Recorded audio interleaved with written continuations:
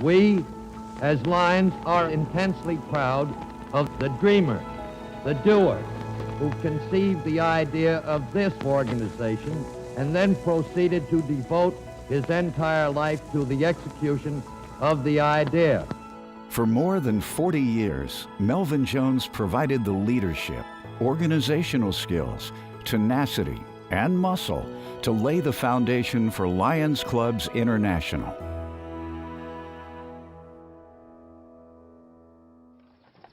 On January 13, 1879, Melvin Jones was born in the Arizona Territory at Fort Thomas. His father was a scout for the U.S. Army. As a boy, he moved to the Midwest, where he attended school and studied law. At the age of 20, he moved to Chicago, where he sang in the Apollo Music Club and entered the insurance business. In 1913, the Melvin Jones Insurance Agency was established, and Melvin joined the Chicago Business Circle. It was a networking and social club. He served as secretary, but had bigger aspirations. What if these men who are successful because of their drive, intelligence, and ambition were to put their talents to work improving their communities? He began inviting other clubs to join into one larger service organization. His wife, Rose, a top national golfer, worked many nights alongside him. From the first meeting and convention in 1917, Melvin was the driving force in shaping Lions Clubs International. Well, we took the name Lion because it stood for courage, strength, activity, and fidelity. That was to be the platform on which Lionism was to be founded. Melvin launched the Lions magazine in 1918. He was its first editor. He kept abreast of world events and studied other organizations, knowing it would impact the future of Lions.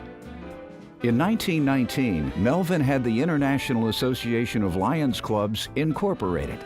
Its first office was in Melvin's insurance agency. He often worked 7 days a week on correspondence, setting up the organizational structure and expanding membership. Dear Cub, we have been advised that you have become a Lion. There is only one thing greater than having the privilege of being a member of a Lions Club, and that is helping to build one. And he pushed hard. Word has come into the office that you are desirous of closing your charter membership with not more than 50 members. I came to the conclusion that you should have at least 100 members, or possibly 150. He started an extension program, sending organizers into the field to create new clubs. He personally attended many charter ceremonies. Nothing escaped his attention. In 1923, he outlined the charter ceremony. The presentation of the charter should be a very serious and sublime moment. Take the president's right hand, holding the charter in your left hand. Lions grew from 800 members at the end of the first convention to more than 32,000 in only 6 years. Melvin set the tone for the entire organization. Come right down to the thing that I've always felt probably should be first. Unite the members in bonds of friendship, good fellowship, and mutual understanding. And Melvin the tenor encouraged singing.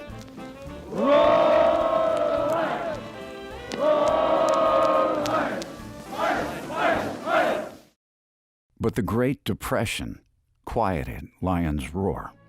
Many of the 75,000 Lions were unable to pay their dues, yet Melvin persisted, encouraging Lions leaders to hold their clubs together and to look for new members.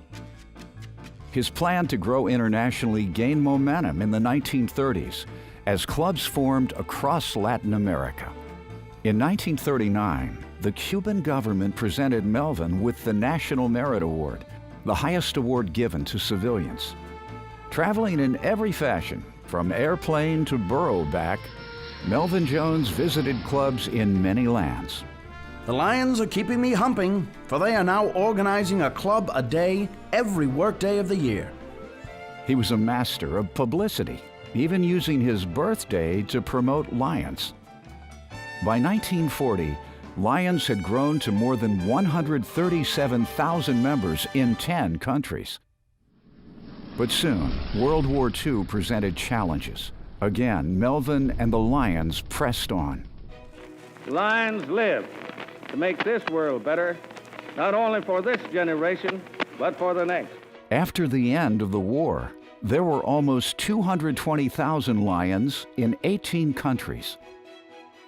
Writing to his nephew, an Army corporal in Manila a few weeks after the war ended, Melvin took every opportunity to expand Lions. We have been thinking somewhat of the possibility of having Lions clubs in the Philippines. We would be interested in what you think about conditions there as of the present time. In 1945, when the United Nations was formed, Melvin was invited to represent Lions. By that time, Lions headquarters was outgrowing its rented offices. So Melvin embarked on a plan to build the Lions International City, also known as Liondom. With the approval of the board, he purchased 200 acres of land 30 miles south of Chicago for a headquarters building, homes for employees, a library, schools, hotel, post office, and even a cemetery. In the early 50s, after years of lackluster financial backing and wavering support, the board terminated the project. Authority within the staff was redistributed, and Jones now shared power on an administrative committee. In 1954, Rose, Melvin's wife of 45 years, died. Melvin continued to focus on the association. Over the years, he was involved in every aspect of the International Convention. He believed it was an opportunity to stimulate growth and enthusiasm. It was a great honor for me to ride on Melvin Jones' float. He insisted on a thrilling and inspiring international night show and key member recognition, events still part of convention today. Melvin never missed an international convention. In 1956, he arrived with his new wife, Lillian. Among the first of you to arrive was Secretary General Melvin Jones and his bride of one day. That year, Melvin reflected on his life with Lions. I have traveled many miles to bring Lions International to life. It was estimated that it might run to a figure of more than 200,000 miles per year for more than 30 years. No matter how far he traveled, Melvin always remained dedicated to his local Lions clubs. He was an active member of 4 Chicago area clubs. Melvin had a way of making Lions feel special.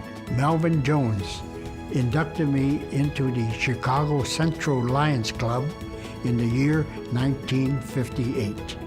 Melvin was enthusiastic, and he was very strong, and he was larger than life. In 1958, the Lions International Board of Directors added founder to his title of Secretary General. Even this new title could not capture his enormous impact on the association. During the 1960 Chicago Convention, he was helped from his wheelchair to acknowledge the standing ovation from Lions. When Melvin died at the age of 82 on June 1st, 1961, there were more than 625,000 Lions in 114 countries.